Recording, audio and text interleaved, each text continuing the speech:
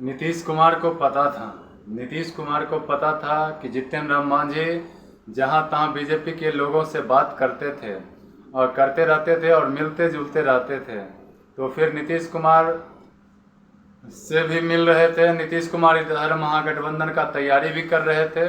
इसी पर नीतीश कुमार ने जितन राम मांझी से बोले कि आप अपना पार्टी को हमारे पार्टी में मर्ज कर लीजिए या फिर आप मेरे से अलग हो जाइए।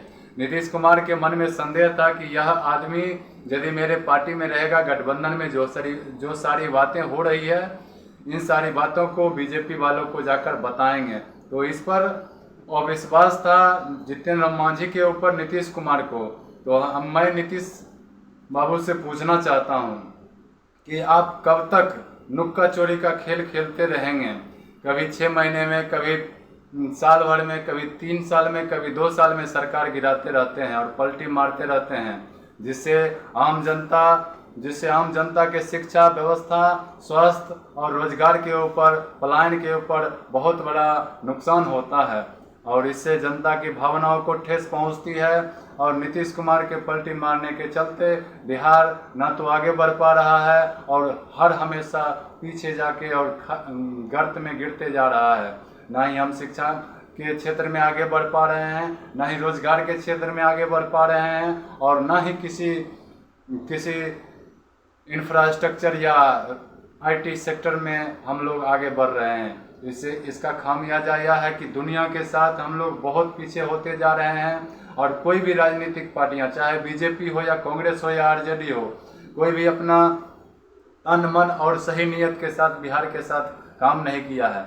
तो इसलिए बिहार के जनताओं को गुमराह करने का काम नहीं किया जाए। बिहार की जनता भी जातिगत राजनीतिक के ऊपर वोट करके सरकार चुनती है। उसके बाद फिर वहाँ का जो नेता अपने हिसाब से उलटफेर करते रहते हैं और ये इस तरह के फेरियों और जादुई राजनीतिक के चलते हमारा देश में बिहार का स्थान कहाँ पर है, यह किसी से बताने की ज़रूरत नहीं है।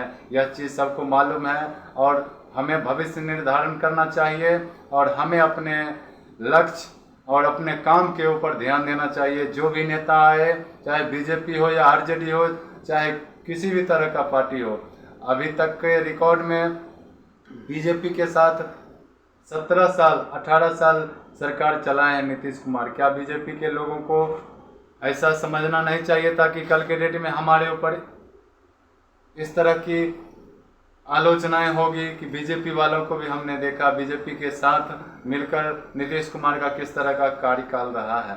तो इसलिए हमें किसी पार्टी के ऊपर विश्वास नहीं करना है, सिर्फ और सिर्फ उसके काम को देखना है और जाति के आधार पर वोट नहीं करना है, काम के आधार पर वोट करना है। क्योंकि जाति 2 तरह का होता है, एक गरीब होता है और एक अमीर होता है, और तीसरी और चौथी और पांचवी कोई जाति नहीं होता है। जय हिंद।